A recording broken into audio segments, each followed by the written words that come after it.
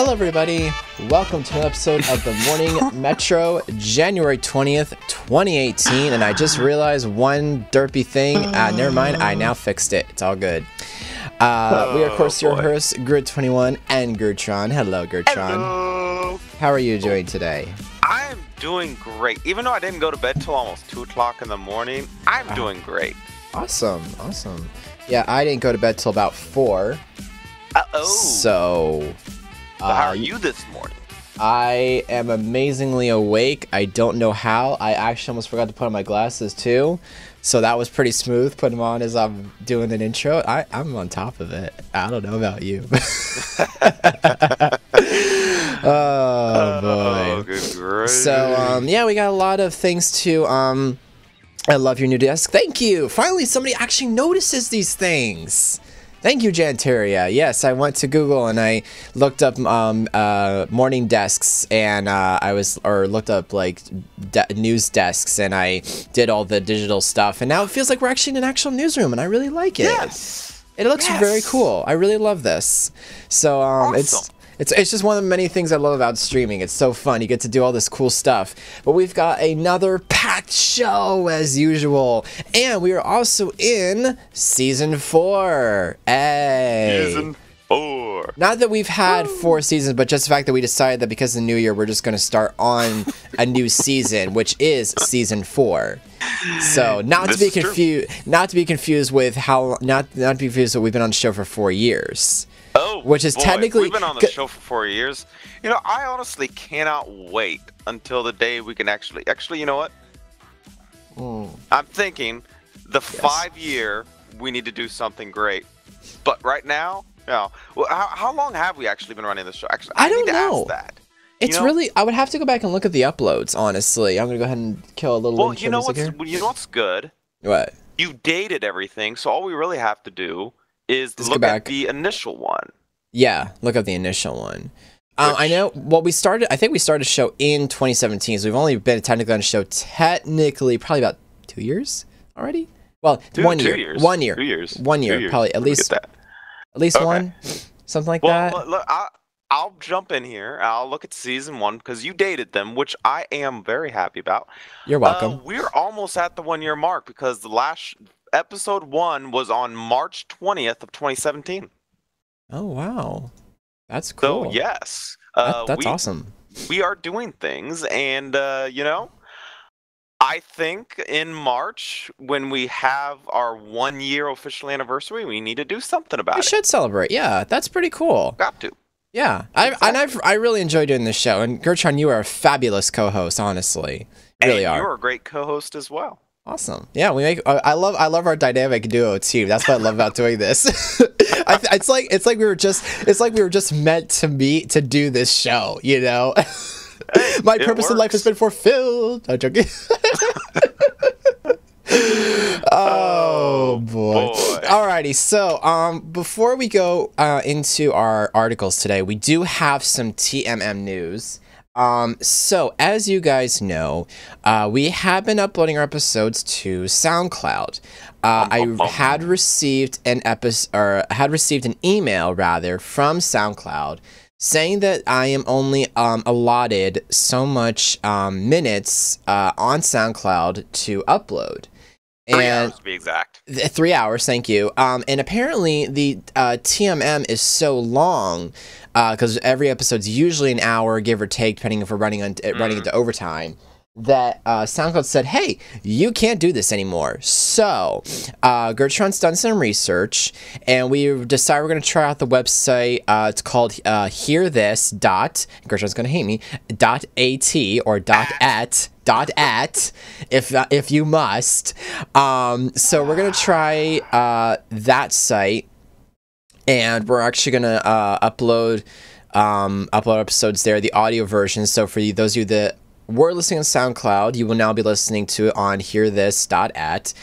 They do have a Android and iOS app for your listening experience. You can actually still lock your phone, because we wanted to put that into consideration. You can still lock your phone and listen to us like a normal morning show, because, you know, who wants to leave their phone unlocked just to listen to something? Really, YouTube? Exactly. YouTube, I'm looking at you. Exactly. I'm looking at you. Exactly. And actually, we've got something on YouTube that ticked me off that I'm going to be ranting about a little bit, sort of a little bit later in the show here. But yeah, so that's basically the TMM news. I feel like there was something else that it's been killing me. I still can't figure it out. I feel like there was like two things I had to talk about with the show as far as the news, and I still don't know what it is, and it's really annoying to me. And other fact, I can't help. And other than the fact that we have an intro that I filmed on my phone like a couple months ago, and that's a thing. So I hope you guys like the intro. It actually is of a metro train that's in my area. It works. It works, yeah. So yeah, that's basically it. A little bit of news, and of course, please, guys, submit stuff to themorningmetro@gmail.com. I literally read it as it was scrolling on the bottom of the screen. That was pretty good. I feel like I'm on point today. I feel hyper, which is good. So let's go ahead and go off this steam here. Gertrude, please go ahead and take our first article. So I don't know how many of you actually know what's been going on in our government, but officially, the government shut down. Now, what does this mean for everybody?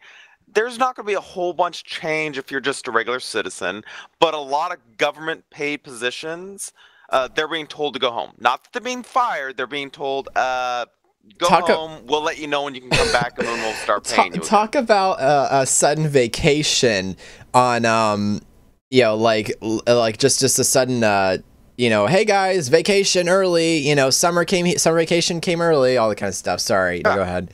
Okay. So, here's a couple things. So, there are certain people that will not get paid. The military, for one. However, they get their paychecks on the 1st and 15th of every month, so they've already got a paycheck on the 15th, so they're not, like, begging for money right now. They're still working on their paycheck still. But if the government remains shut down after February 1st, they're not going to get paid. And from my research, the government they take a long time to pay people back, like back pay. If they didn't get their check, they may not see it for a while, even after the government starts back up. They'll get their 15th check. If, the government comes back up on the 5th, they're not going to get their first check for a while, but they'll get their 15th check on time. And on average, when the government shuts down, it's usually for about 15 or so days. There are certain government positions that do remain open and do continue to go. We're talking like post office, national security stuff, things that are important. Now, the military, even if the government remains shut down past the 1st, they're still expected to show up and put out the work. Yeah. With no pay, which is really demoralizing because you're like, I'm serving my country. They really need to be getting paid. Yeah, and I am so beyond irritated with our government as far as like, can we just not all get along? Like, can we not just do something good for the citizens for once? Exactly. No. Now, here is one of the major things that is holding us up, and I honestly believe it is the Democrats. Because they want DACA. I don't know. I don't know what everybody else feels about DACA, but I know what I feel about DACA. You may want to explain what DACA is, just in case. I'm gonna get to it. I'm gonna explain this. Okay. Preach it. So a mom and pop come over the Mexican border to the U.S. illegally, not legally, and they bring their kids along, or they have kids over here, that they have babies while they're in the U.S. And immediately those children are considered, now they're citizens now. Which is crazy because it's like the parents came over here illegally to start off with. Yeah. I'm sorry.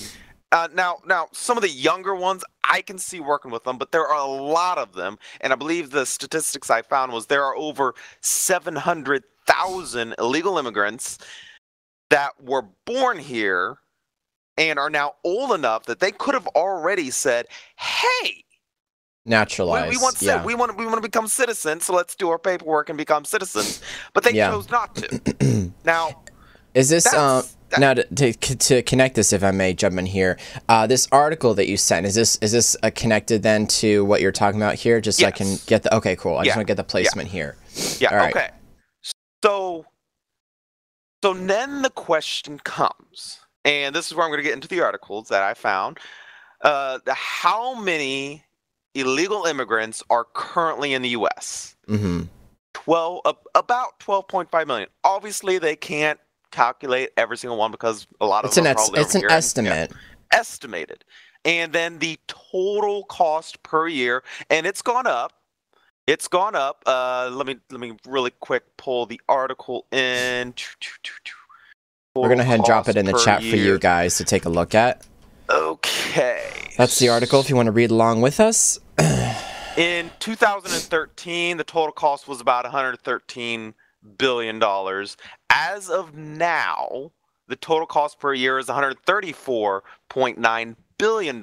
So let's take a look and see how much is that per year per immigrant. It's about $11K per year per immigrant, give or take, which doesn't sound like a lot. That's $800 a year, and we're paying for them. No, $800 a month. I'm sorry.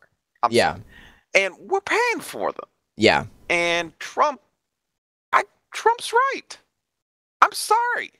If you're here illegally, either you become an actual citizen and not just by us just signing a paper and saying, hey, everybody who's over here illegally is now good to be here. Now, see, here's the thing. Like, I don't. So I personally do not have an issue with people coming to our country. But if you're going to come to the U.S., please naturalize yourself, learn our language, and don't try to enforce your country's mindset on us. We are our own country. We have our own belief system. We have our own rules. Our government works in a specific way. Stop trying to change it. I'm sorry. If you don't like it, no one's forcing you to stay. Exactly. No one's forcing you. Exactly. Now, I did find this article on Facebook, and Grit, I didn't tell you about this article. It's extremely short. It's basically just 2 quotes, and it is accurate. It has been fact-checked. Okay, so the CEO of Disney, and we're talking about Disney World, that kind of, the big guy. The actual Disney, Iger, yes. For the dreamers impacted by this decision, I urge Congress to take immediate action that will protect these innocent people. Basically, talking about us trying to remove the amnesty for dreamers, and dreamers are the children who were born over here from illegal immigrants. And that's from the CEO of Disney. Now, national security expert Jessie Jane Duff, well, if parents sneak their children into Disney World and get caught, does Disney let the kids stay for free? Yeah. I mean, come on. We have rules for a reason. Yes. I mean, what's next? Are we going to say, hey, kids can stay, we'll give them jobs, we'll give them money. It doesn't matter you came over here illegally. That's just, I'm sorry. You're here illegally. Yes, you have to suffer the consequences of your parents. But, once not just Mexicans, illegal immigrants in general learn that coming over here illegally and having kids doesn't automatically give your kids a better life. Yeah. Then they'll stop doing it and start trying to do it the right way. Yeah. Yeah, and it's really kind of because, and the other really irritating thing is too, and I again I want to quick say the opinions we have are our own on this show. If you don't agree with us, and I'm sorry, that's on you, not us. I hate this whole situation because the problem is being that I was born and raised in America. They're taking advantage of the system that someone like myself or other naturalized Americans could be using because it's costing our country so much, and then it increases. And I'm assuming Gertrude on this one about the fiscal burden of illegal immigrants in the United States taxpayers is where this comes into relevancy here. Yeah. It's taking advantage of a system that originally was meant for the American people and now costs us, the Americans who live here, more money because our taxes have to go up. They have to pay for all this. We're already suffering as is with some jobs being low-paying jobs or not enough jobs. Not to mention, you look at healthcare deductions, other types of insurance deductions from people's paychecks.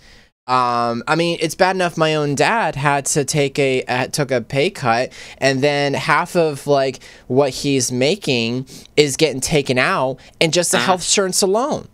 Exactly. Okay. I don't see how this is okay that we're allowing. Like, why is this bull crap allowed to just continue on? This is bull crap. It's not fair. I'm going to give some examples here of jobs that are being taken by illegal immigrants, and I have a whole list here. I'm not going to go through all of them. I'm only going to go through the major ones. Just saying. Arizona, and when I say jobs taken, these are illegal immigrants getting jobs. So this isn't us citizens, U.S. citizens, who deserve to get these jobs. These are illegal immigrants that came over here illegally. In Arizona, 279,000 jobs. In California, 1.8 million jobs. In Colorado, 139,000 jobs. In Florida, 587,000 jobs. Georgia, 3,222 jobs. That's ridiculous. Illinois, 394,000. And moving down the list, I mean, that New York, is sick. 500,000. Yeah, I mean, this is Texas, just like 1.29 million. This is just this is like so unreal. And I'm looking at some of the stats for this numbers on this website article that we're looking at here. And no wonder our country is in debt. Yeah. We are sinking a hole for ourselves that is like just up in the, and if I'm looking at this right, even up in the trillions. You know, and it's like, come on, what part of this, like, when is somebody going to wake up and be like, wait a minute, hello, this is costing, thank you, yes, this is costing us, man, you haven't used one of those in a long while. I kind of missed seeing those, actually. But this is costing us so much. And what do we do to fix it? We print more money, but hey, guess what? It's not worth anything because we're off the gold standard, and that paper is so inflated. Printing more money does not solve the issue. It just makes it worse. It makes it worse. Now, this is where and watch right here, right quick. This is where this is a great idea. Yeah. A wall. I'm saying, and I'm sorry, I know this episode where I have been really thinking about all this stuff for the last several weeks while we haven't had a show. So, okay. I can tell. It's good. You're thinking. Trump's wall. Some people are against it, some people are for it, and some people are saying it's not going to do much. Well, let's look at this. Jerusalem has a wall and has a very, very low illegal immigration rate. The Pope recently, well, not recently, it was several months ago, came out and was like, oh, having a wall around your country is not a good idea. It's bad. It's not Christian. It's ungodlike. And then we look at the Vatican, which is like where the Pope and the entire Catholic religion is at. I mean, that's the core. Guess what they have around their city? A wall. Exactly. And they look at the Great Wall. Something. Okay, well, I think maybe like I could see someone be like, well, look at the Great Wall of China, which caught now. That kept the Huns out. But the problem is also what happened with that is that I did do some history. I recall what one of the possible downsides to a wall is that it can, well, I would respectfully disagree. It could supposedly cut your country off from new technologies and cultures that could help advance your civilization. However, if you do it right, it wouldn't. If anything, just put a gate in your wall. That's what the medieval times people did. Exactly. They put gates in their walls. They had a gate, and Trump says he wants a big beautiful gate, a big beautiful door, and I'm like, great. And guess what? To access it, you have to have your legal status card to open it. There you go. You've got. They've got ID card. They've got RFID cards. Exactly. You just all you have to do is we will send you your card. If you're in another country, we'll send you your card. You come over here, you scan your card, you walk in. Welcome to America. Exactly. I think this could work. I love this. I vote for this. This is beautiful. Oh my gosh. Good gravy. We're having way too much fun with this over here. But no, like seriously though, like yeah, I don't and see then the problem is the cost of building the wall. Which is not actually that much. Even the most lavished estimates, above estimates is about 30 billion.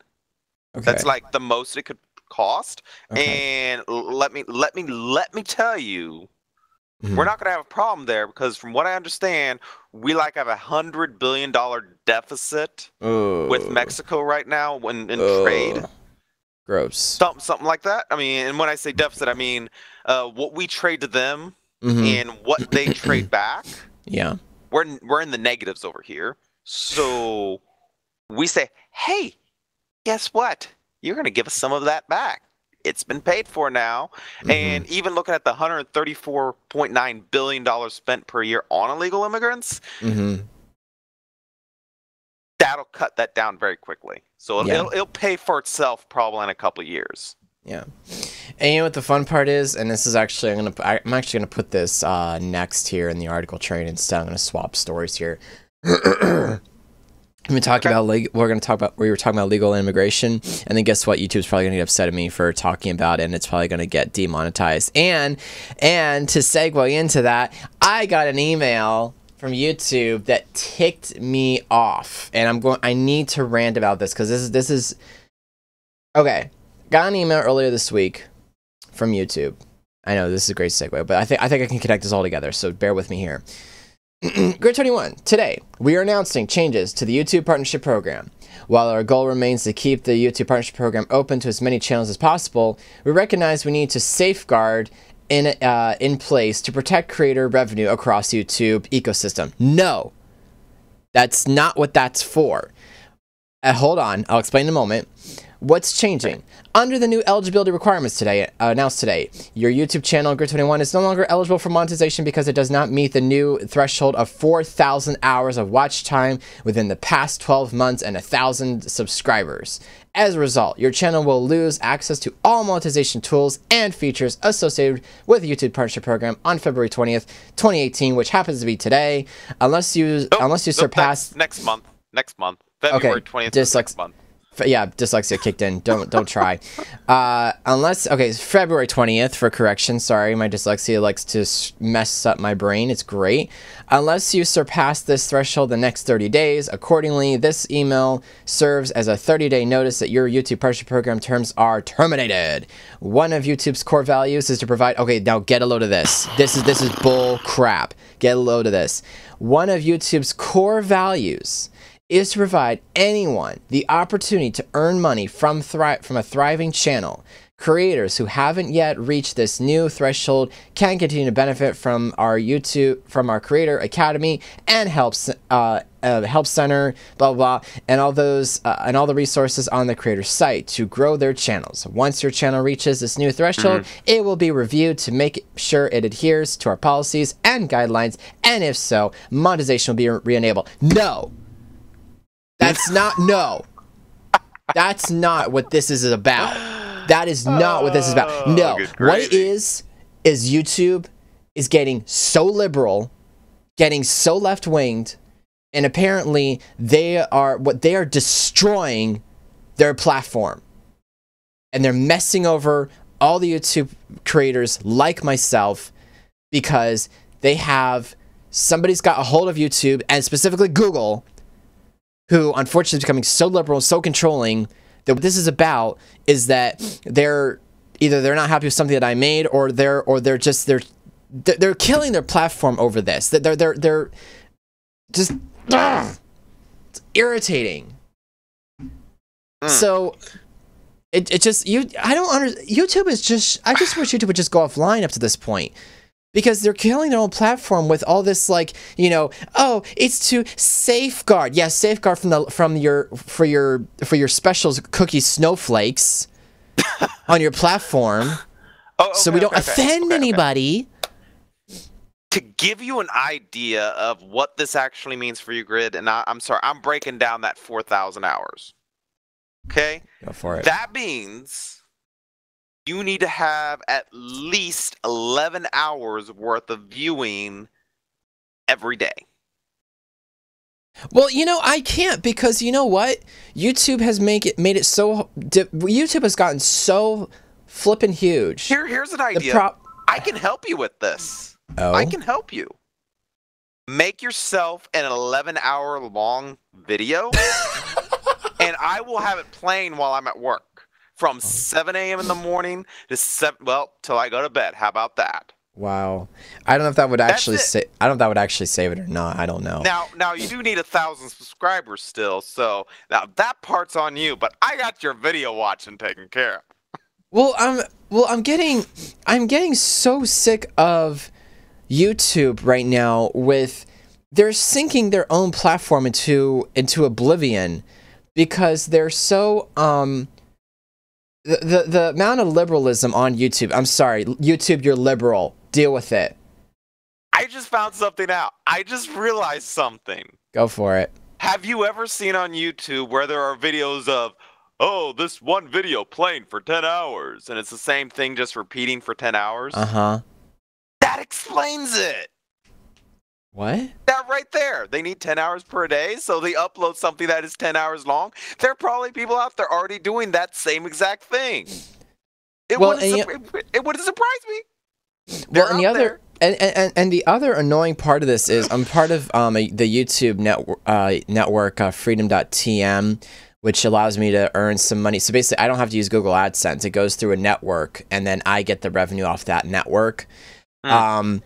So, which honestly, I'm gonna be honest, I don't make that much off of YouTube. Probably only like, I don't know what, $2-3 or whatever, give or take a month or every other month. It's pretty sad. I make more probably off of like Twitch than YouTube, which is perfectly fine because I prefer Twitch anyway. Be prepared, Grid. I'm sorry, but be prepared. Twitch might decide to do the same thing. They see YouTube doing it. I don't know. I feel like Twitch's philosophies are different because Twitch is about a different mode of communication. They're really more about the community. Like for now, they really seem to be concerned about more like the community of gamers and things like that, versus where YouTube is like a, you know, YouTube's had time to poison itself, honestly. And I really miss YouTube being by itself and before Google bought it. But this isn't about like not being eligible. Basically, they're just shrinking their own platform because either now what's interesting is when we talked about net neutrality a couple weeks ago, that video got demonetized for a while before I did like a claim in on it. I forget what I did to fix it, but it somehow got fixed. So monetizations we're back on it. What it is that they probably don't like something that I'm saying on this show or whatever, or video content I've uploaded like PlayerUnknown Battleground or whatever, and apparently it's either it's too violent or it's too right-wing thought, or wrong think as some people call it, that they're trying to push out the people who don't fit their personal views on YouTube. So they're just trying to weave everybody out till it's completely all left-wing and liberal and special snowflake, basically type thing. And it doesn't surprise me. It doesn't surprise me. I watched a YouTube video. Haha, funny. YouTube video this week about, and I'm going to throw Trump back into this picture a little bit because it lets you know how liberal and left the entire mainstream media is, which I believe YouTube is a part of that mainstream media. It is.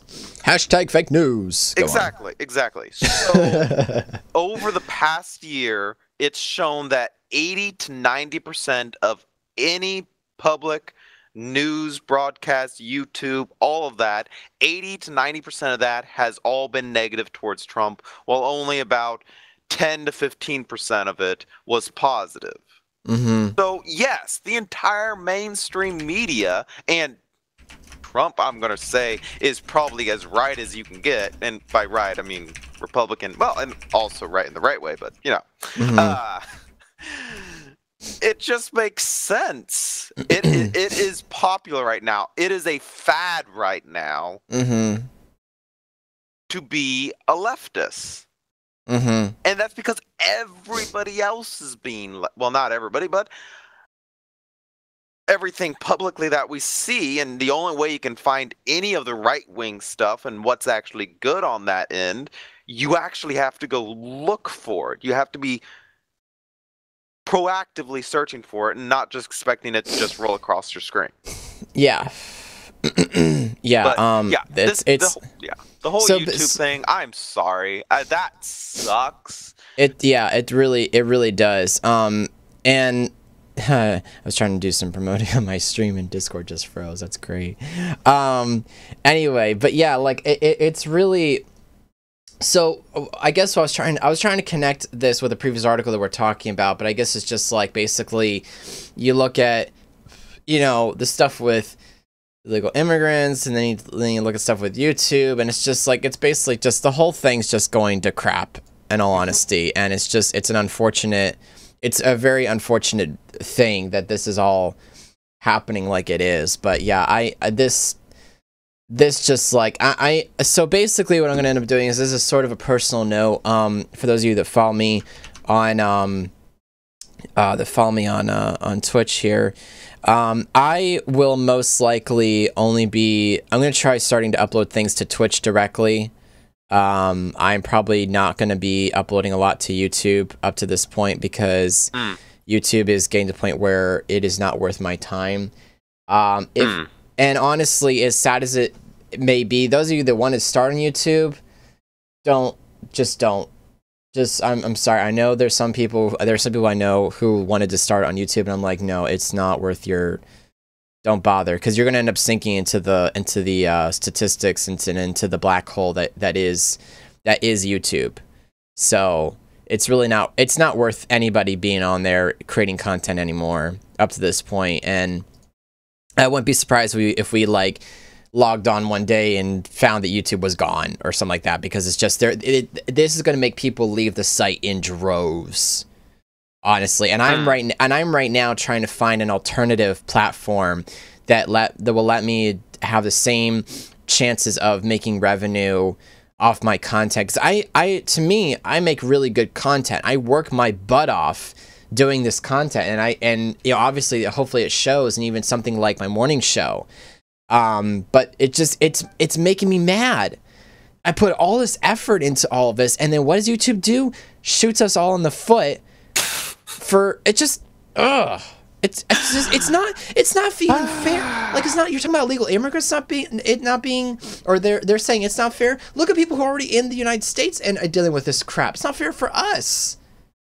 We're legal. We work our butts doing stuff here, and I really wish the phone would stop going off. I know. I agree. Yeah. But anyway, it's just Okay. I think it's time to get into some of our more. Yeah. Sorry. I mean, we do have.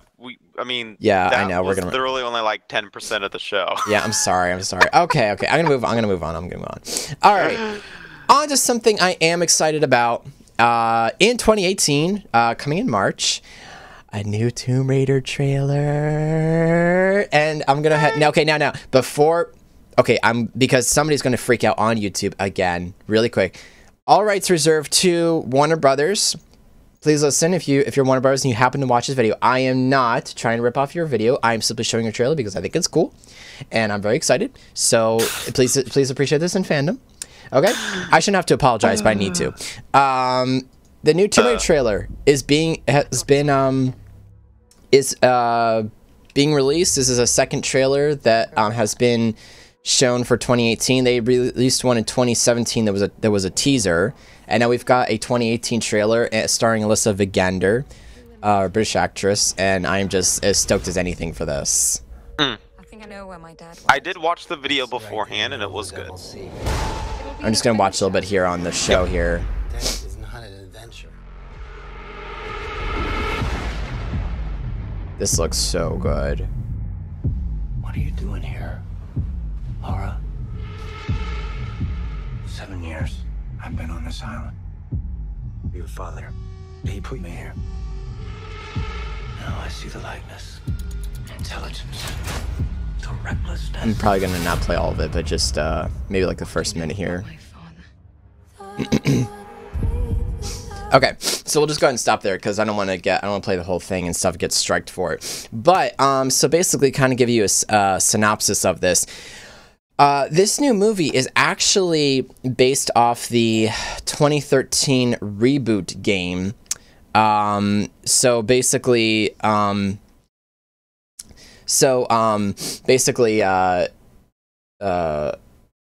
man, my brain just got. I read something and my brain got stuck. So back in like 2013, I think it was like Tomb Raider 2013. That was a video game, and then basically, then Warner Bros. Came along. They made a movie of it. They cleaned it up so it's not, because the original 2013 game was like a horror gore fest, honestly, of a Tomb Raider game. I did not play it. I watched the cutscene version of it, and it was just very, very disgusting and gross. Thank you. Somebody was smart enough to actually clean up the film so it doesn't look all. It's not all going to be all disgusting. Basically, Laura's father, I guess, apparently has gone missing. Whatever. Laura, of course, has to save the world. Ends up on the island of Yatamai. Ends up running into Trinity. Which, actually speaking, if you follow the story, she doesn't run into Trinity till Rise of the Tomb Raider. So they're kind of pushing the pushing the storyline up, actually. So, yeah, I'm excited for the new trailer. It comes out in March. I don't think there's a specific launch day. Oh, March 16th, 2018. So, ooh, something to look forward to in March. And I will be seeing this. So, yeah, I'm happy about it. I can't wait. Gertron, thoughts? Your audio just went. What happened to your audio? That's because I muted myself. Ah, okay. Continue. Thoughts, Gertron? Okay. So I've watched Tomb Raider in the past, and I thought it was okay. It's not entirely my cup of tea. That was probably one of those deals I wait for it to come out for free online and then watch it with no problems. It does look interesting. It looks cool, and yeah, I'll watch it. But I really don't have a whole bunch to say about it. I think that's more your cup of tea. You're the Tomb Raider fanatic.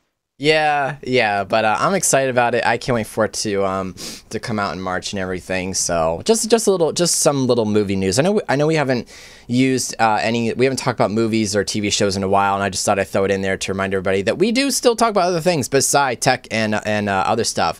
Which, speaking of tech, segueing through, talking about some CES news. Now, granted, CES was last week, and because we didn't have an episode, because I forget what it was I was doing, we didn't end up having an episode, but we're going to talk about it now. This is kind of cool and different. There is going to be a new phone released that has dual screens. Apparently, it goes from one screen to a single screen, and we actually oh great, what did I not put the video in here? Okay, Linus Tech Tip did a video about this, and for some dumb reason I don't have the video for it, but I know it's on the LTT YouTube channel. That basically, simple as that. It goes from a single screen if you want to use it just for daily use, and then if you want to use it like a tablet, you just flip the other screen around. You can extend your desktop. You can mirror your display. You can have it use it for multitasking. So you have like Gmail in one and Chrome in the other. I think this is cool. Gershon, thoughts about a dual screen phone? What do you think?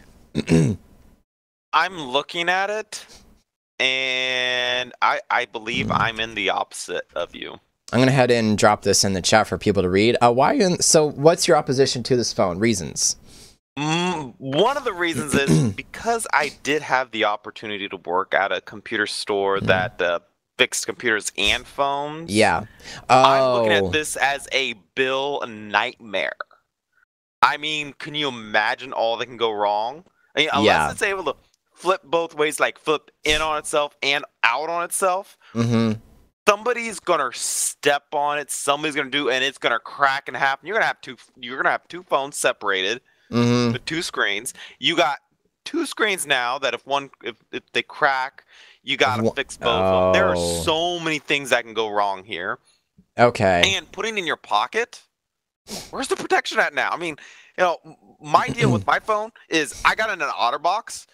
Here's the Same. screen, and Yeah, I here's do the as back. well. If I put this in my pocket, Hey, is that an With this LG V? on- Wait, is that an LG V20? That's an that's an LG V. LG G5. Hey, G6, my dad's got an G6. LG V20 because I saw the back of it and looked, and I could tell it was the LG style. Yeah. But yeah, I mean, I have an Um, OtterBox as well, so yeah, go on. Think about it.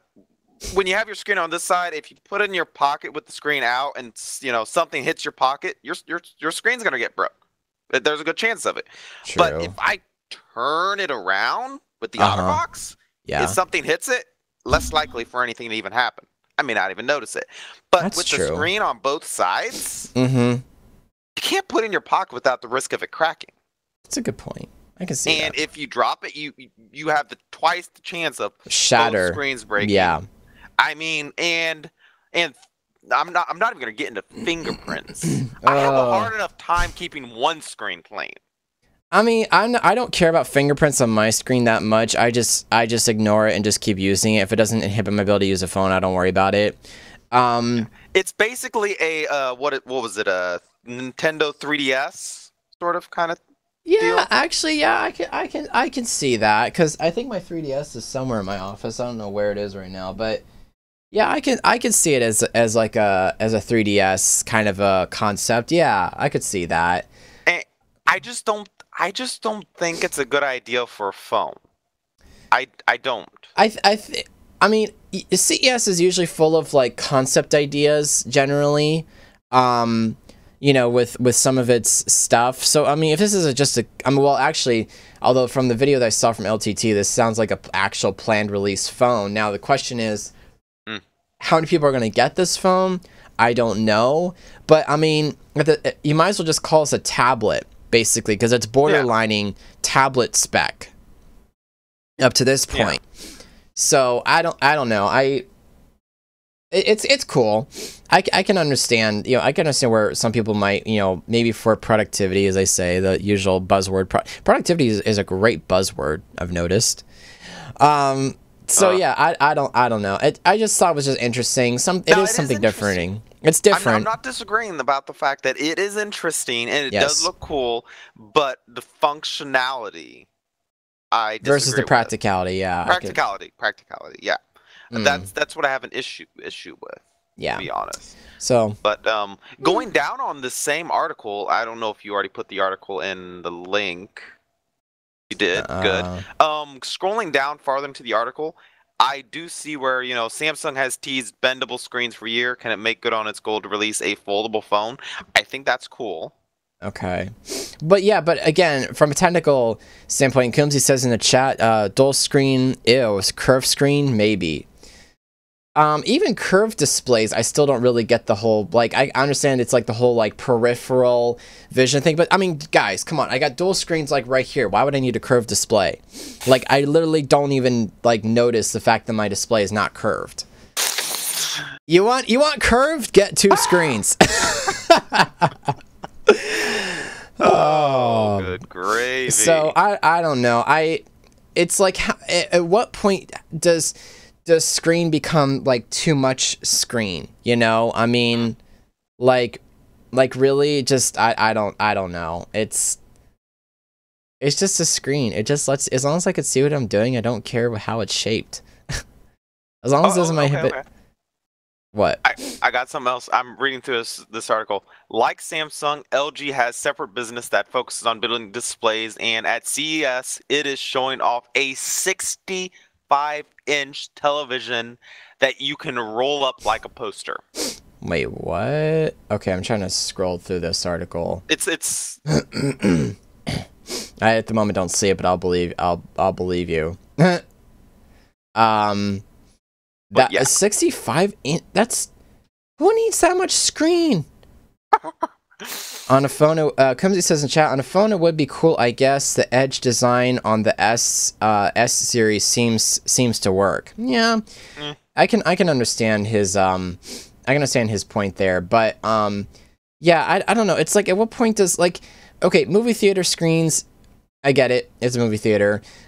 Curved displays, maybe if you're really a screen nut, but like, I don't know. It's just like, I just feel like at some point it's just gonna be like too much screen, and it's too much sensory input. I mean, what is that even doing to your brain or your eyes or whatever? I mean, yeah, it just means more people are gonna have to wear glasses more often. I see. Yeah, LG's rollable OLED display with pictures apparently. But like, I'm not sure. Wallpaper TVs are stupid. I've seen the 77-inch one, and I worry about how easy that is broken. Yeah, I can understand that. Rollable, even weirder.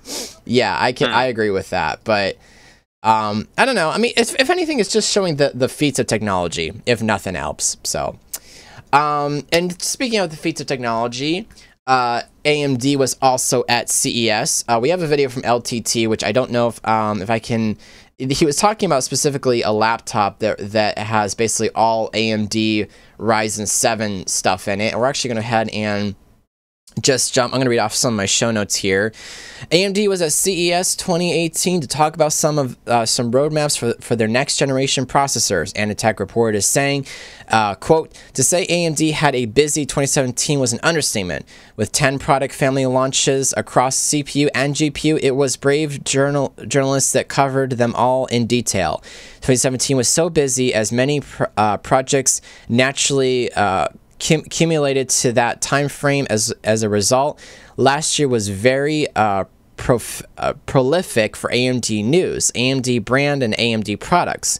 2018, by contrast, will be quieter for the frequency of the noise, although, as described by CTO Mark Papermaster, 2018 will be a year where AMD ramps up products and takes advantage of the low-hanging fruit for performance and product segment.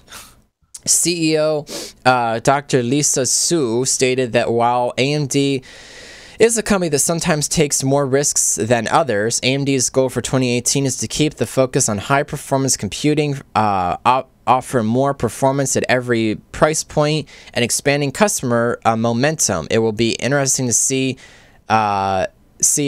it all play out in practice. With this in mind, it was surprising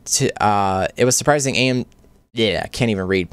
To see AMD discuss a lot of its 2018 roadmaps in the Tech Day setting. While most of the roadmap could have been predicted by those of us embedded in this industry, it was good to see AMD volunteering a lot of information. This can be a bit of a double-edged sword if a competitor knows what you have planned, but AMD is confident, to quote Dr. Su again. Ryzen was just the start.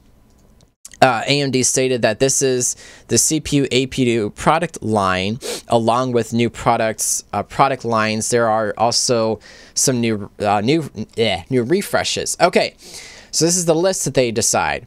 And I'll go ahead. Give you a little break there, and I'll go through the list right quick for you. Is that okay? Go for it. Yeah. First, the Ryzen 3 mobile APUs starting January 9th, which that's already happened. The Ryzen desktop APUs starting February 12th. That's coming up. The second generation Ryzen desktop processors. That's in April. The Ryzen Pro mobile APUs. That's in quarter 2 of 2018. The second generation Threadripper processors. That is in the second 2H 2018. I'm not sure what that is. Second half of 2018. Q2 is quarter 2. That's the monthly quarters for their company. Quarter 2, and I'm taking a guess that the 2H is the second half of 2018. Probably, yeah. The second generation Ryzen Pro desktop processors is the second half of 2018. Now, for most of these, we weren't given a good amount of information, which we will go into in the following pages. It's interesting to know that the second generation parts will be built on Global Foundries 12 nanometer, the 12LP process, which we were told will offer 10% plus better performance per watt than the 14 nanometer, the 14LPP process. Now, we were also told that the new 12LP processes focuses on features to optimize performance per watt, and that the new 12EP Ryzen desktop processors are already in the hands of AMD partners. To look at some comments in the chat here, Kumzi says, yeah, but I still prefer the clock speeds and the IPC Intel has. They're increasing clock speed this time around, but I'm unsure on the IPC gains. If I had set dates or months for Threadripper Gen 2, I'd probably jump on it. Yeah. That I don't know. Remind me again, Gertrude, what is IPC? I feel like I should know this, and for some reason I don't. And you're calling me out on this? Okay. Because you're the research man of the show. CPU. I'm gonna go ahead and show the article while you talk about this, so people can get some visuals on what we're talking about here. Okay. Instructions per cycle. Thank you. Okay. Instructions per cycle. Okay. Oh, thank you, Kumzi, for also. Thank you, sir, for that. As chat is delayed. Per cycle. Yeah. Okay. So this is good. I'm actually happy to see AMD start to come back, because we have been needing some competition for a while, and this may hold Intel accountable for their product line now. Because I think after a while Intel was getting pretty lazy and honestly the whole 3X299 X399 platform was honestly a mess before AMD started pushing out products, and Intel had to wake up and be like, oh crap, we need to get we need to get things together here. We need to get our collective butts together. Yeah. So I'm really I am happy to see this, that this is AMD is going to probably put some pressure on Intel now, and then it'd be interesting to see how good Intel is. Now, to me, I still feel like the Intel platform is a mess. I don't even know what to go with as far as because the problem is Intel isn't really raw performance, because it's mainly all virtualized cores. Intel is actual physical cores, and they now have their own sort of hyper-threading now available, but it's actual it's more, because it's more, would be theoretically more physical processing rather than virtual processing. Technically, it'd be more raw horsepower for a computer. Correct me if I'm wrong, Gertrude, but I think that's how that would usually work. Because if it's virtualized cores, you're virtually doubling the cores in the architecture versus an actual chip that's actually doing the processing. I had somebody explain to me, I don't remember how exactly it works and stuff, but I'll just say that's just a theory or something like that. So I don't know. I might jump ship and might jump on AMD Ryzen. I might stay on Intel. Really depends. So, Gertrude's thought about, as far as like Intel versus AMD, who would you might jump on? Well, the one difference that I am not too impressed with on AMD is their heat. The heat that the processors because it's physical cores. It's actual chips in this case. Yeah, which I can understand. Personally, I am going to stick with my Intel processor. I have no intentions of upgrading anytime soon, unless I win the lottery. But go ahead. But if I was, given an AMD processor, AMD-based computer with processor in there, I would obviously use it. I would. Yeah. I would. I just don't trust. I don't trust myself right now to do any liquid cooling stuff. I really don't want to deal with liquid cooling. No, I use all air on my system. My system is an all air system anyway. Yeah. However, the most newest processors from AMD, they basically say you got to use liquid cooling. I mean, you can try to use air cooling, but you're going to have to use a lot of it. You're going to have a pretty beefy system to be able to keep it cool. Yeah. So I don't know. I'll just I would have to just keep an eye on you know, things coming out in the next couple of months to just keep an eye on the tech videos and all the channels I follow just to see. And of course, we're gonna, you know, talk about it on the show as things become available for spec and all that kind of stuff. So, but again, it's good to see competition. It's good to see AMD stepping up. We've got 1, 2, 3, 4, 5, 6 articles left here, and of course, I did say it was a packed show, and as usual, it's me pushing into overtime as usual, unfortunately. But we're gonna head and talk about this. So, with all this technology, how far are we away from living like the Jetsons? And actually, I'm gonna go ahead and read some comments in chat before we move on really fast. Intel are probably releasing their 8-core Coffee Lake chip in April. I looked at Threadripper, but the i9 still smokes AMD chip clock for clock, which is why the i9 interests me. That's understandable. That's okay. Fair. Cool. All right, so we're gonna head and jump back into this article. How close are we to the Jetsons? I have a better question. How close are we to Star Trek technology and Star Wars? You know, we're actually closer to Star Trek technology than people like to admit. I mean, I've done research on this. I know I've said this on the show before. We already do have actual shield technology. However, it can only protect something about the size of a softball because of all the power requirements. Yeah. We do have the ability to cloak vehicles and people. We do also have the ability to teleport items, but we're talking about an item the size of a pea and only about a foot, and it requires so much energy to run. As soon as we have an energy breakthrough, a new source of energy, will be good. And on that note, did you know that we are going to start drilling into the planet's core? Wait, why? Because they're wanting to see how the Earth was made, and they're just wanting to do so. And I'm kind of thinking doomsday scenario there. But if everything goes well, I would not be surprised if we do something with that giant hole that provides thermal energy. I can think of a better thing to do with a giant hole. This is America. Kick over. No, I was gonna say take some of the liberals and throw them in a hole. I'm sorry. Boy. I had to. Oh gosh. Good morning, Castle. Gravy. Welcome to the show. Yes, you actually made it. Kumsey says in chat, all we need is ships that travel instantly fast. Time to split the planet.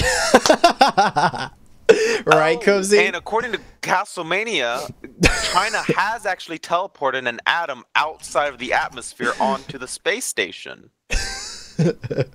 Really? Wow. Huh. Okay, well, we're even closer. I mean, that's one atom, and I believe a human body is made up of billions of atoms, so one down, 999 billion to go. A million more to go, right? So I'm just going to scrub through some of this here a little bit. Computers that can do it all. The Jetsons in a long time. See, the guy said, like I said, I haven't watched Jetsons in a long time. When I was on the floor at CES, by the way, this is from CNET.com, so sorry.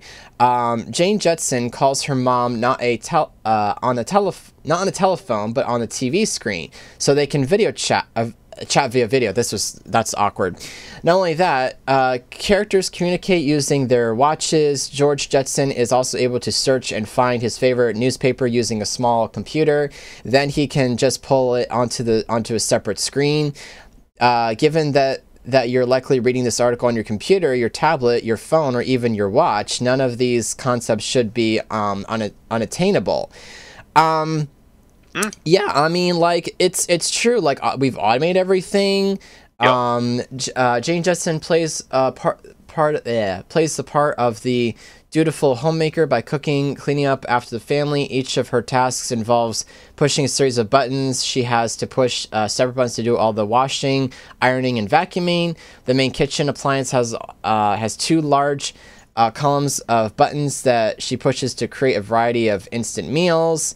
Now we don't have food replicators yet. We don't have that. That's probably coming. So yeah, I mean, now that robot helpers, we've got those Roomba bots now. We've got microwaves. We've got the TVs, smart TVs hook up to the internet. I myself have a Raspberry Pi. I can watch YouTube on my old TV over a composite video. I mean, my own phone. I mean, I describe my phone. I mean, add a couple sensors to my phone, it would be a tricorder. You know, I mean, we're a lot closer than I realized. And 3D printing. Thank you, Kumzi. Yes. Wait, 3D printed food, though.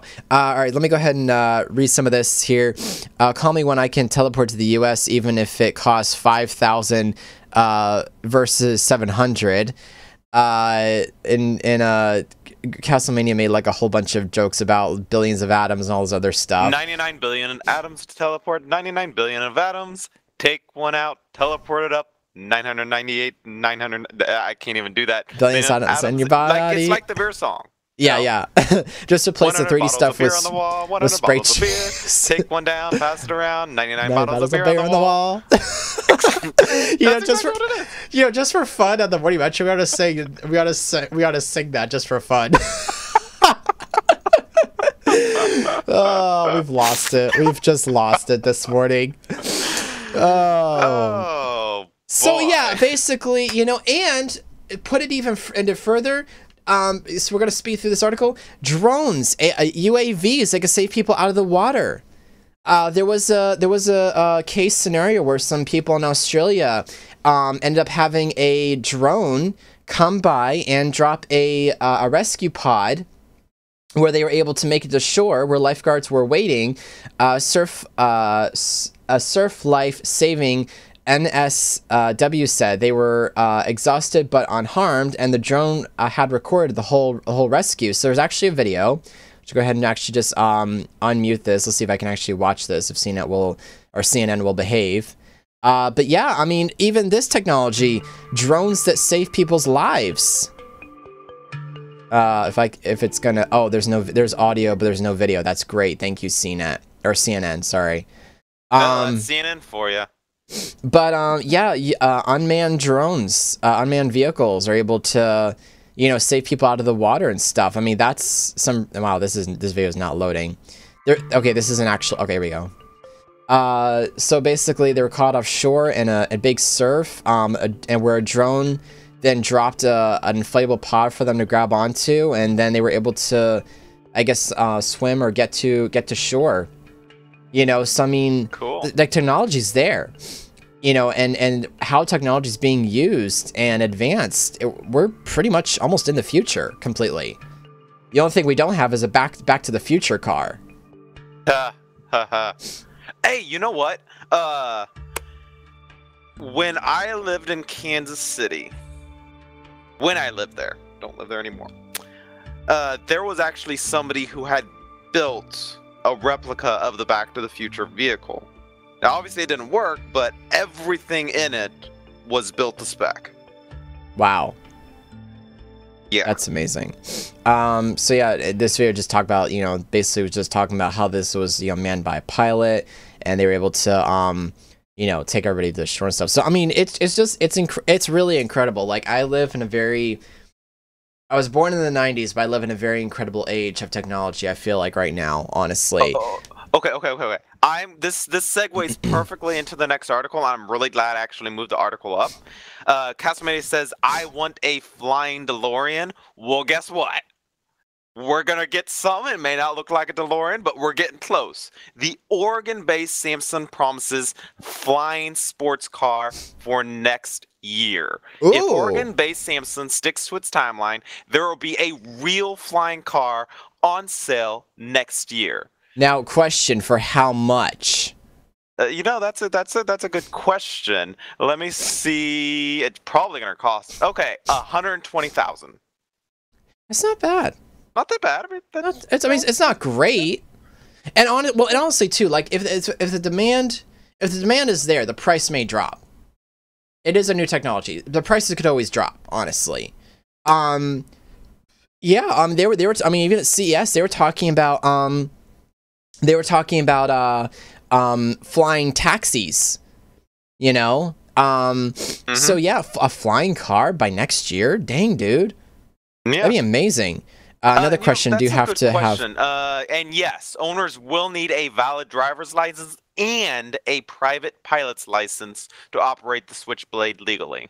Oh gosh. Oh, it's called a Switchblade? That's awesome. I'm on mobile. I can't see that, Gertron. Oh gosh. Okay. Oh. Well, maybe I can get you an image. Let me pick one of these images that looks the best. Well, Gertron, at Castle could probably see the article in the article view that I have up on screen here, so hopefully everybody can see that, whoever's on mobile. And that very, very long link goes to the image. Well, the problem is though, if he exits if he goes to look at it, he'll exit the Twitch app and then he'll come back. Oh, yeah. Okay. I'm sorry. It's okay. Unless he's got pop out stream, which is a thing on the Twitch app. It pops out the stream, so even if you exit the app, you can still listen to it.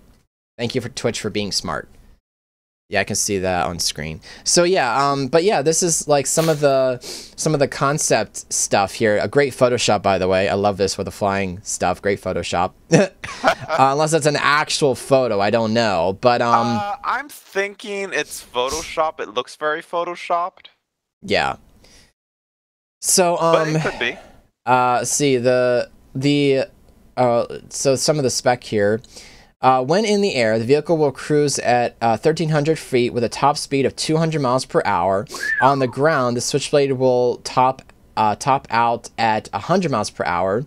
As for the running gear, extended wings and a retractable tail are deployed manually or electronically controlled depending on the options equipped. Running a 91 octane, the flying car will travel at 450 miles before needing to refuel. Safety equipment includes a parachute for the whole vehicle. Ooh. Oh, that's nice.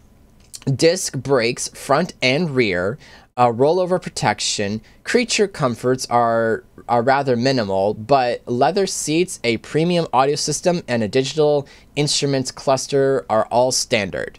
And it's red. According to this picture, it's going to be red. That's good. So yeah, flying now. Okay, now here's gonna be the fun part.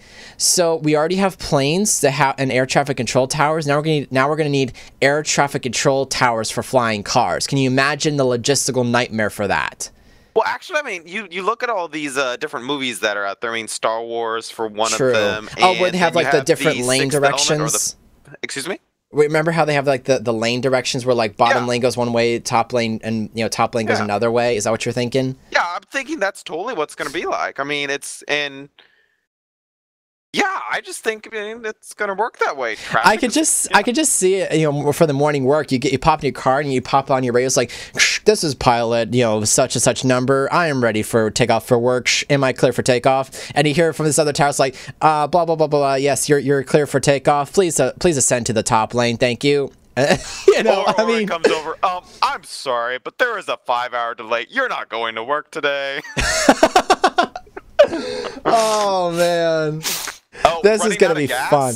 Not a good thing. When you start to see it get low to E, you're like, we gotta get gas. We're not gonna risk this. Now, well, and see, here's what I find here's what I'm gonna find scary though. How many times have you seen cars pulled over to the side of the road because people don't take care of their cars as it is? Imagine this being even more of a nightmare because people are gonna take care of themselves on this one. Yeah. I can imagine now just driving down the street and all of a sudden this big red blur crashes in front of you. Oh no! I really well. I now I kind of fear for people's lives now up to this point. Drunk flying. Oh my gosh! You know, I mean, like you want to be, you want to make it super cool. Just add an Xbox 360 controller to this. I mean, that'd be perfect. Oh, yeah, that'd be great for everybody. It would be good for everybody. I mean, we're already doing it in video games. Exactly. Oh, and hello, Welsh 231. Hey AJ, welcome to the stream. Or AJ. Welcome to the morning show. It works. Welcome to the stream, and we are talking about the future of flying cars that may come into play next year. Oh my gosh, PogChamp! You know, so I mean, yeah, it's but yeah, like this is gonna be very interesting. I'm actually kind of excited about this. Could be cool. Could be very cool. Moving right along, so we've got what, like 2 more articles. So talking more about flying cars, robots, and now AI. Go ahead. Do you want to what's up? I'm sorry, I've got to take this one.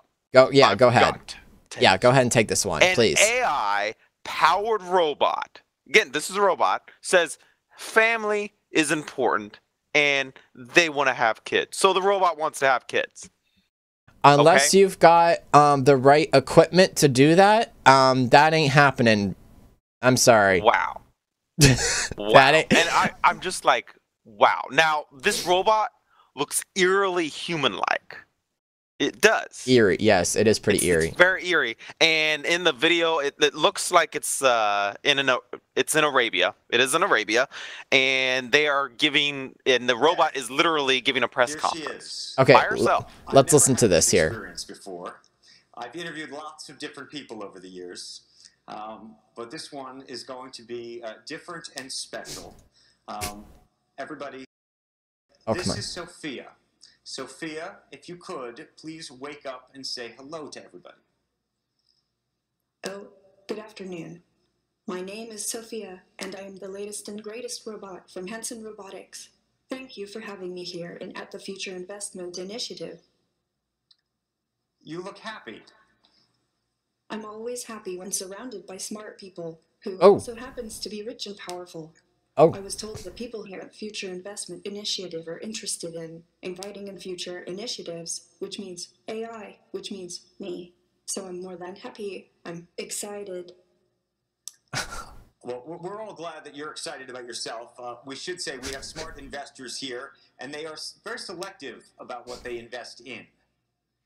Well, I think I'm special. I can use my expressive face to communicate with people. For example, I can let you know if I feel angry about something. That's impressive. Or if something has upset me. But why is it important for you to have an expressive face? But most of the time I feel positive. Why is it so important to have an expressive face given that you're a robot? I want to live and work with humans, so I need to express emotions to understand humans and build trust with people. Okay, philosophical question. Whether robots can be self-aware That smile was creepy. and conscious like humans, and should they be? Why? Is that a bad thing? Well, some humans might fear what will happen if they do. Many people, have seen the movie Blade Runner. Blade Runner. Oh, Hollywood again. So, hold on. Can you solve this puzzle for us? Can robots be self-aware, conscious, and know they're robots? Well, let me ask you this back. How do you know you were human?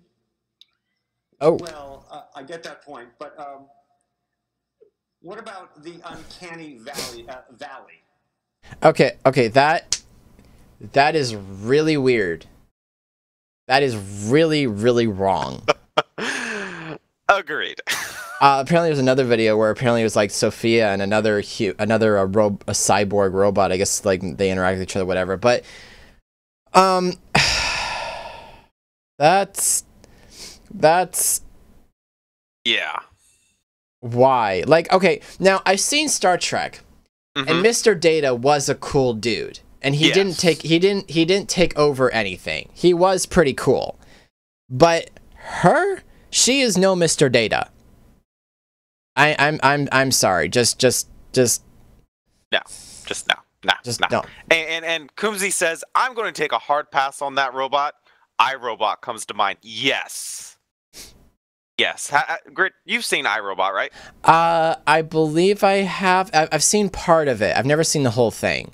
Well, it's basically this is the age where androids and robots are a thing. I mean, human looking, doing work for. I mean, they're basically slaves, and they basically take over and try to take over the human population. Yeah. Again. Yeah. I just. Oh my gosh. I mean, Star Trek and fiction. Yeah. Star Trek. Yeah, I mean, I gotta search out a little bit here. I don't know if this is really necessary, like that we really need. I mean, now, from a technological standpoint, it's very cool. It's interesting. It's very cool they were able to program it. It's cool that it's able to have its own processes and stuff. But from a human like rights thing, this robot is not any more ascended than it's not. It's still not hardware. Any more ascended than a piece of rock. Basically, it's basically just hardware, really really advanced hardware, and AJ. AJ, this is a bit of a PG stream, please. It's a bit of a PG stream. Thank you, sir. But like I don't know. I'm kind of like I don't know. Kind of like, huh? Why? Huh? Why? Well, like, and the part about like, she was like, well, how do you know you're human? And I'm like, because we were actually made by a creator god. Like, hello, yeah, like exactly. That's what makes us human. You know, you're basically I could basically electrocute the robot and kill it instantly. You know, just overload its circuits. So I'm sorry, unless robots can die and go to heaven, which they can't. That doesn't make you, any more human. That doesn't make you a human. You're still an electronic toy. Wow. And electrically, and just, no. It's just a very advanced thing. So read some comments in the chat here. I'm not sure if, okay, let's see. I'm not sure if you're aware of this, but that's a robot that could legit take over the world. Which is exactly why iRobot comes to mind, says Kumzi. Those things were hardware, and then boom. The big boom theory. Anyway, but what if Elon Musk is right and we're basically a video game, Kappa? And for those of you who don't know, on the new platform we're going to be uploading to, Kappa basically is sarcasm. It's an emote that's sarcasm.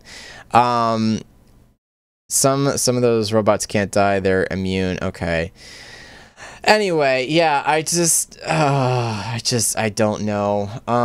Let's see what we got here. Okay, which segues into pure stupidity. All right, go for it.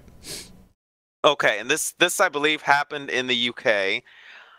Firefighters in the UK have slammed a prankster's irresponsible behavior after they were called out to rescue a man who had, get this, cemented a microwave oven on his head in a YouTube stunt. What? Are you kidding me? Wait, what? Throw the link, play the video, Where's and the it video? is a long video, so I'm saying, jigger jagger through the whole thing and watch this kid. I'm trying to figure out. I'm trying to get the. Let's see. Is this the video? Hold on. I'm trying to find. No. I'm trying to find the video. So it's on foxnews.com, and the video's not letting. I don't see the video like loading right now. There's the link in there. The wrong browser. Wrong browser. Trying to fix it. Trying to do a thing. Hold on. Doing a thing, please. Okay. Hold on. It's loading. Yes, I understand may be inappropriate and wish to proceed. So because I'm not logged into YouTube... Okay, there we go.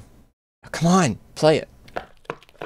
Okay, and officially I am going to state he does have a tube, I believe, going from his mouth outside of the microwave, so he can breathe, but holy cow. Why? Actually need very few items. 1, I need a microwave. 2, I need polyfiller that goes rock solid. This stuff's used to Why? yeah, in replace. I'm just gonna scrub through this because this is ridiculous. This is the worst case scenario. This is worse than being buried alive. I'm probably gonna have this much space to move my nostril, bro. I'm gonna be like this. Instead of... So I'm gonna give it a shot. Why would you do this? The cement will hit all around my head. I can breathe perfectly fine through this. It's literally like 4-minute marker. For now. Oh my gosh. Are you okay? Guys, as you can see, yeah, Jay's in there. I don't know how long, guys. Oh my gosh. For about 2 hours. Do you think it's worth me getting the hairdryer? Yeah. Guys, I think I've got to take a trip to... Why?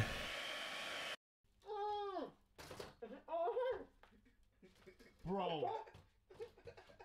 That's so mad. Bro, you're facing the wrong way. What's up?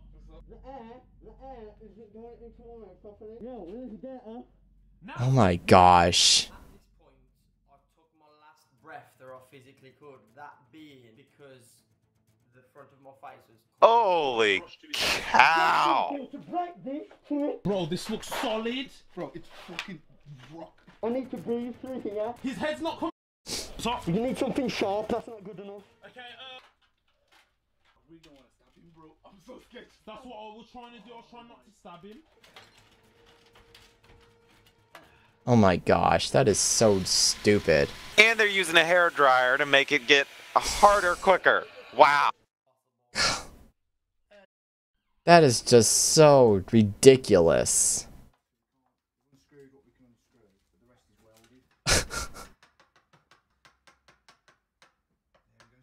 That is just like, that is just, that makes me sick and, just, no, stop. I can't, I just, no more. No. No more. That makes me feel sick inside, honestly. That's terrible. No. Why? Holy cow.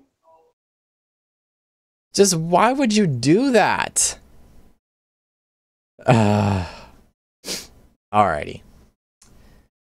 Moral of the story. Cow. Moral of the story. Do not do that. That is just really... Oh my... What is wrong with people? Well, now I was looking at his entire YouTube channel. He wasn't very concrete about it. He's Wow. crazy. He's crazy. I mean, he put himself in Jello. He sat in Jello all night. Oh my gosh. That was another video. I mean, holy cow! This guy is just an idiot. Now the Jello is not nearly as bad because I mean, if it's the food grade, you just eat your way out of it. That's simple okay. enough. Okay, I like Kumzi's comment here. Okay, I can now. Our friend Kumzi here, he is from the UK, by the way, and he knows his accents. He says, "Okay, I can already tell by the man's accent, he is from the dumb part of the country." Kumzi, I love you, dude. Oh man. And then Castlemania says, "And what is considered the dumb part of the country?" Wow. Oh, good gravy. Oh my goodness. Yeah, okay. Alright, and one more thing that's considered dumb, and I'm a gamer, I find this dumb and a little bit offensive because I'm a gamer, and for some reason my Elgato's being, no, actually I'm being dumb. The Elgato's not being dumb. Who considers adding gaming disorder to list of mental diseases? First of all, Gertrude, please look up what is the definition of a disease. Okay. And I am going to state that WHO is an acronym for the World Health Organization. But please look up what an actual disease is, because I'm getting sick of things being qualified as a disease. Okay. Is doing a morning show considered a disease? Yeah. Now, when I look up the definition of mental disease, it wants to bring me to mental disorder or mental illness. But according to the freedictionary.com, mental disease, any disease of the mind, the the psychological state of someone who has emotional or behavioral problems serious enough to require psychiatric intervention. That's the definition. I don't consider gaming a disease. In that case, that would include the entire population of Twitch. Yes. Yeah. And Castlemania says, yeah, but this isn't just playing games. This is being addicted to games to the point where you can't go to work or have a social life because you're playing games so much.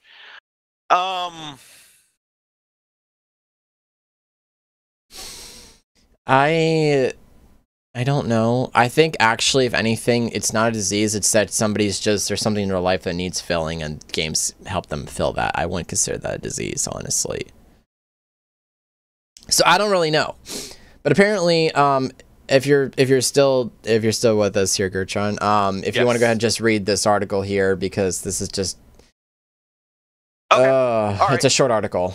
In a draft of the 11th International Classification of Disease Guidelines, which will be published in 2018, the organization says the behavior pattern created by compulsive gaming is of sufficient severity to result in the impairment in important areas of functioning such as family, social, educational, and occupational. Okay.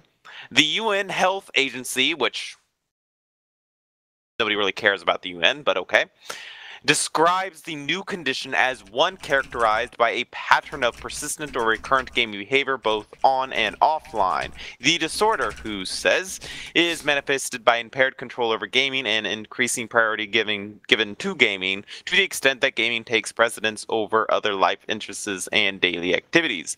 In the US, 63% of households include at least one frequent gamer, according to the 2016's Essential Facts About the Computer and Video Game Industry report. The average gamer, the report added, has been playing video games for 13 years. However, many people consider gaming a healthy form of entertainment, and esports are finding their way to schools and institutions worldwide. Over the past 3 years, 50 U.S. colleges establishing varsity gaming teams, often offering at least partial scholarships and backed by coaches and game analysts, much like any other college team. So I don't understand how this is considered a disease, because they're still living normal lives. Now, it says if it is actually taking precedence over other life interests and daily activities. Now, to a degree, I can see where, and I can agree with Castlemania where he states, yeah, but this isn't just playing games. This is about being addicted to games to the point where you can't go to work or have social life because you're playing games so much. Now, my thinking is, if all you do is play games, who's paying your bills? I mean, you have to go to work eventually. Otherwise, your power shuts down and you can't game anymore. Yeah, right. So, I mean, it resolves itself in that matter. And social life, I leave my house maybe once a week.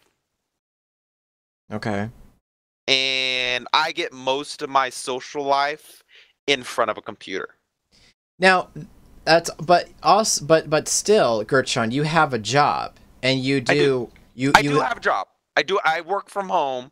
And it's not one of those get-rich scheme work from home. It's an actual job. Yeah, it's Gertron works. Job, yeah, so, you have a call center job basically at home, which is great. I get paid by the hour. That sums it up. Why gamers are hated so much? Like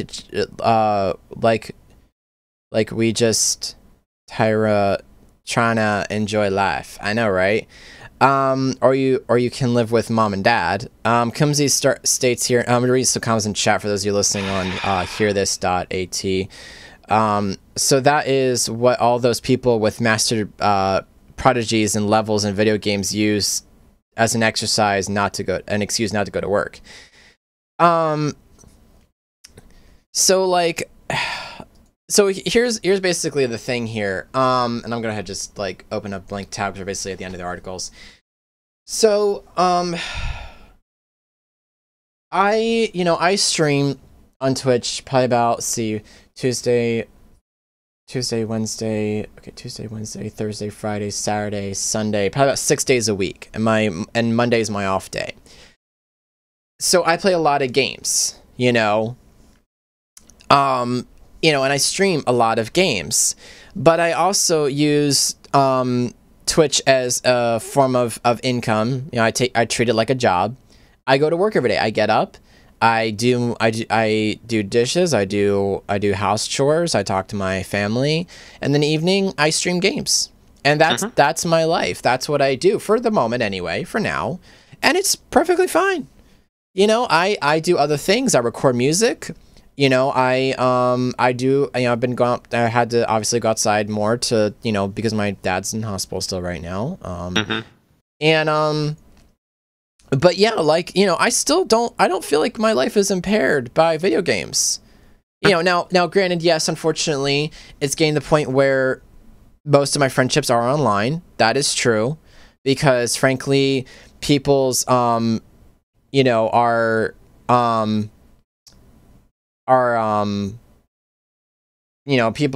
ideas of friendships is getting very narrow and stuff, and that's a whole other conversation for another day. But still, but people who are in esports, they still live normal lives, as far as I know. One of my buddies plays Rocket League, and he's been on teams, but he still lives a normal life.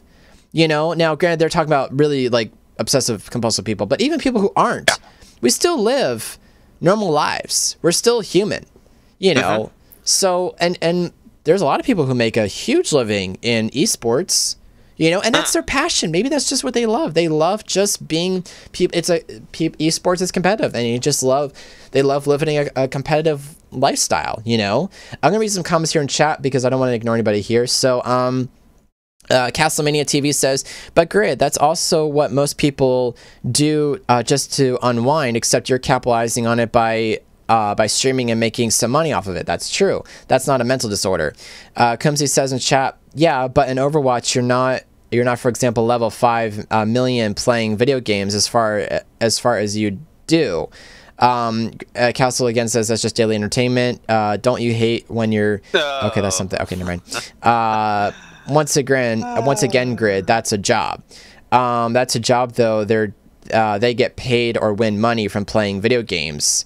So there are people who they professionally play video games and they make a buttload of money. Yes. I knew this guy who basically he makes $25,000 every time he goes to a gaming competition. That's cool. That's really great. Cool. I just that's need to great. go one. I don't even care if I do well. Give me the $25K and I'm happy. Yeah. Now the government will take half of that. So you're only left with like 1,500. Yeah. Or 50. Yeah. Yeah, about 15. 15. Well, now. I am going to roll it around a little bit. I'm going to throw a little Trumpism into this one. Because of the new tax cuts. Yeah. I'm going to be making an extra $100 a month. Okay. So yeah, but what I'm really getting tired of things being everything is literally a disease.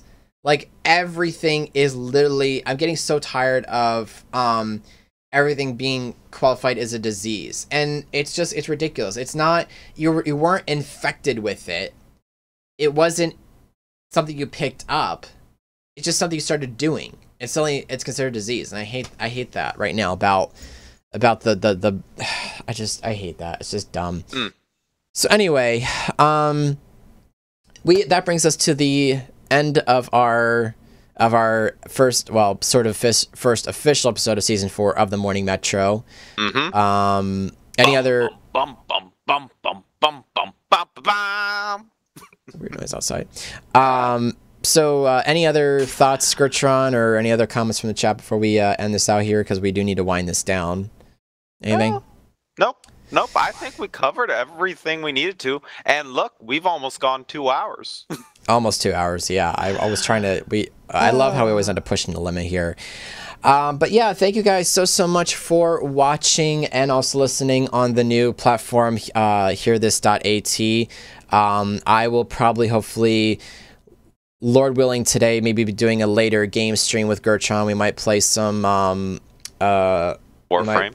We might play some Warframe or something like that. Paragon, if you've got that finally downloaded. Yeah, I had Paragon downloaded. Well, cool. You need to quickly get through the tutorial.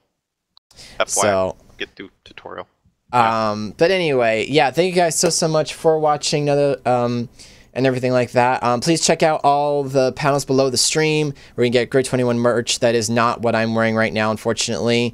And all that kind of stuff. Try to think if there's anything else I need to do here.